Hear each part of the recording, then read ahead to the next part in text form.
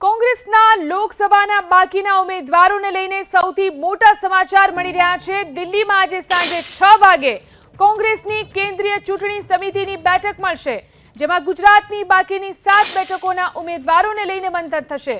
સૂત્રો પાસેથી મળતી માહિતી અનુસાર સુરેન્દ્રનગર રાજકોટ બેઠકને લઈ અને કોકડું ગૂંચવાયેલું હોવાની માહિતી મળી રહી છે। સુરેન્દ્રનગરથી રાજેશ ગોહિલ અને ઋત્વિક મકવાણાનું નામ ચર્ચામાં છે, તો સુરેન્દ્રનગરથી કોંગ્રેસ હાઈકમાન્ડ મહિલા ઉમેદવારને પણ ચૂંટણીના મેદાનમાં ઉતારી શકે છે, જે માટે એક નામ કલ્પના મકવાણાનું નામ સામે આવી રહ્યું છે।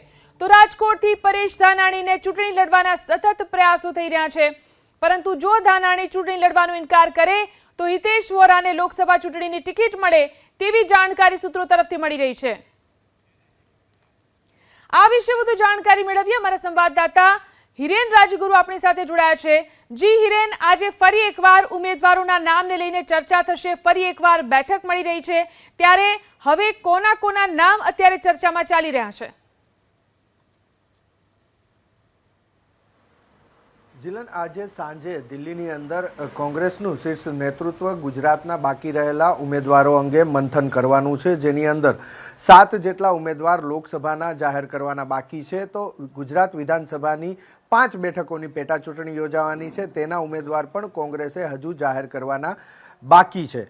લોકસભાના ઉમેદવારની જો વાત કરીએ તો સૌથી પહેલાં જૂનાગઢ બેઠકની વાત કરીએ। જૂનાગઢ બેઠક ઉપર હીરા જોટવાએ તો દાવો કરી દીધો છે કે તેમની ટિકિટ બાકી છે, પરંતુ હજુ પણ રેસની અંદર જલ્પા ચુડાસમા પણ છે। જલ્પા ચુડાસમા વિમલ ચુડાસમાના પત્ની છે અને તે ટિકિટ માગી છે, એટલે તે પણ હજી રેસની અંદર છે તેવું જાણવા મળી રહ્યું છે। આ ઉપરાંત બીજી બેઠક રાજકોટની જો વાત કરીએ તો જે પ્રકારેની પરિસ્થિતિનું નિર્માણ થયું છે એ પરિસ્થિતિને જોતા કોંગ્રેસ માની રહી છે કે લેઉવા પટેલને જો ત્યાંથી ટિકિટ આપવામાં આવે તો કોંગ્રેસ માટે એ ફાયદાકારક રહે અને આ બેઠક કોંગ્રેસ જીતી શકે એમ છે। એના માટે થઈ પરેશ ધાનાણીને ચૂંટણી લડવા માટે મનાવવાના પ્રયાસો હજુ પણ ચાલી રહ્યા છે। 2 દિવસ પહેલા પરેશ ધાનાણીએ એક મિટિંગની અંદર એવું પણ કહ્યું હતું કે જો હાઈકમાન્ડ મને ચૂંટણી લડવાનો આદેશ કરે છે તો હું ચૂંટણી પણ લડી શકીશ। તો આ રીતના નિવેદન આવ્યું છે, જો કે હજી સુધી સહમતિ નથી સજાઈ, એટલે બીજું જે નામ છે હિતેશ વોરા, તેનું નામ પણ અત્યારે ચર્ચાની અંદર ચાલી રહ્યું છે। આ ઉપરાંત અન્ય બેઠક મહેસાણાની જો વાત કરીએ તો મહેસાણામાં પણ આ જ રીતની પરિસ્થિતિ છે।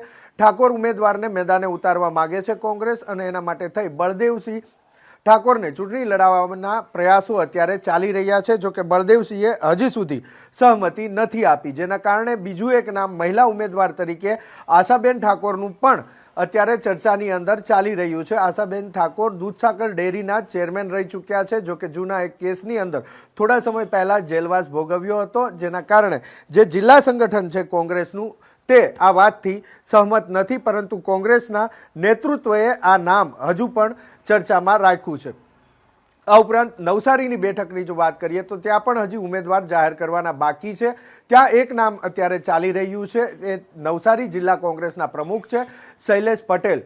કોળી સમુદાયમાંથી આવે છે, પરંતુ આદિવાસી સમુદાયની અંદર પણ તેમણે કરેલા કામના કારણે તેમની પકડ વધારે મજબૂત છે, એટલે આ 2 સમીકરણ ધ્યાનમાં રાખી અને કોંગ્રેસે આ નામ ચર્ચામાં લીધું છે, જો કે હજુ ત્યાં સરપ્રાઇઝિંગ નામ બીજું પણ આવી શકે છે। આ ઉપરાંત હવે પેટા ચૂંટણીની જો વાત કરીએ તો વાઘોડિયા બેઠક ઉપર કનુભાઈ ગોહિલનું નામ અત્યારે ચર્ચાની અંદર છે। કિરણસિંહ પરમારનું નામ પણ અહીંયા ચર્ચાની અંદર ચાલી રહ્યું છે। ખંભાત બેઠકની વાત કરીએ, મહેન્દ્રસિંહ પરમાર, દાનુભાઈ ગોહેલ અને નવીન સોલંકી, આ 3 નામ પેનલની અંદર મોકલવામાં આવ્યા છે। પોરબંદર બેઠકની વાત કરીએ તો ત્યાં સિંગલ નામ અહીંથી મોકલવામાં આવ્યું છે, પરંતુ સર્વેની અંદર અન્ય એક પણ નામ આવ્યું છે। સિંગલ નામ જે છે એ રાજુ ઓડેદરાનું નામ છે। પોરબંદર જિલ્લાના પ્રમુખ રહી ચૂક્યા છે, સેવાદળના કુતિયાણા તાલુકાના પ્રમુખ રહી ચૂક્યા છે અને કોંગ્રેસને વફાદાર છે।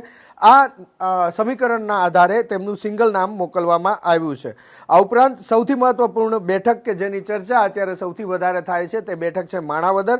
માણાવદરમાં હરિભાઈ કણસાગરા કે જે બિઝનેસમેન છે અને કડવા પાટીદાર છે, તેમનું નામ ચર્ચામાં ચાલી રહ્યું છે। બીજા જ એક બિઝનેસમેન છે ગોવિંદભાઈ ડાંગર, જે સ્થાનિક છે, જિલ્લા કોંગ્રેસના ઉપપ્રમુખ છે અને કેશોદ નગરપાલિકાના સદસ્ય 2015માં રહી ચૂક્યા છે। ત્રીજું એક નામ છે કિસાન કોંગ્રેસના ચેરમેન પાલ આંબલિયાનું, આહિર સમુદાયમાંથી આવે છે।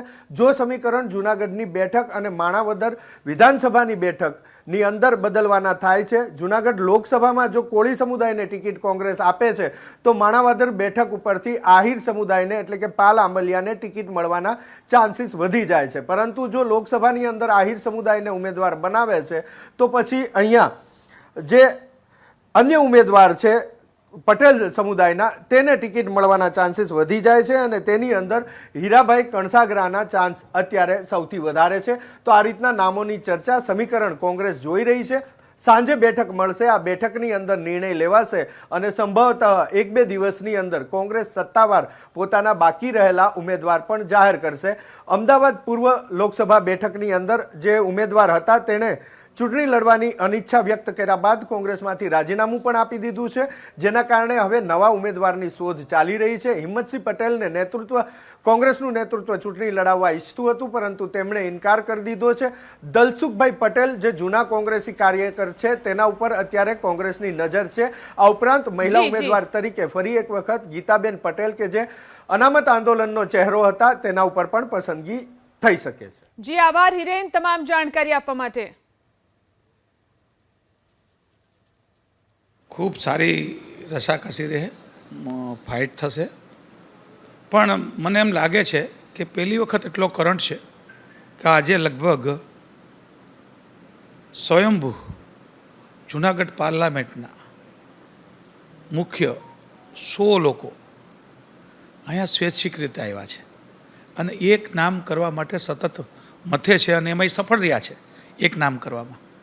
જ્યારે એક નામ હોય, 100 જણા કામે અત્યારેથી લાગ્યા હોય ત્યારે જીત નક્કી જ હોય છે. અમે જીત્યા જ આ સીટ. 18 વર્ણનો ઉમેદવાર છું અને 18 વર્ણે મને ઉમેદવાર